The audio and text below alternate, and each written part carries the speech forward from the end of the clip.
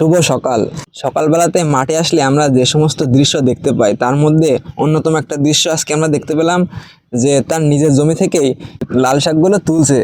তো খুবই চমৎকার একটা দৃশ্য। আপনি এত সুন্দর যে চাষ করেছেন দাদা, তা আপনার চাষটা আমি দেখে নিজেই মুগ্ধ হয়েছি যে আপনি একটা জমিতে 3 থেকে 4 পদের তরকারি লাগাইছেন।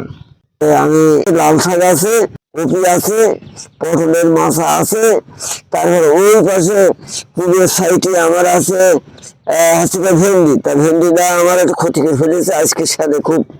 আপনারা দেখতে পাচ্ছেন যে এই শাকগুলো কিন্তু তুলেছে, এই যে আটি বান্ধা হয়ে গেছে শাকগুলো তুলে, আর এখনো তুলছে।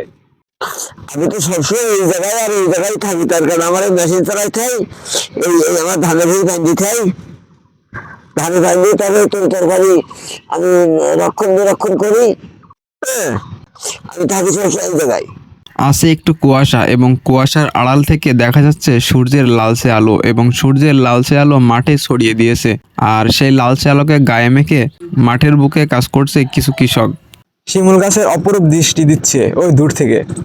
ভুট্টাগুলো দেখেন যে কত সুন্দর তরতাজা। তবে ভুট্টাগুলো এপাশ থেকে অনেকগুলো খেয়ে নিয়েছে, পাখিতে খেয়েছে এগুলো অবশ্যই, কারণ রিজিকের মালিক আল্লাহ, এটাই তার বাস্তব প্রমাণ। যখন এগুলো হচ্ছে আস্তে আস্তে বড় হতে হতেই মানে মাঠ থেকে পাখিতে এইগুলো খাওয়া শুরু করে দিয়েছে।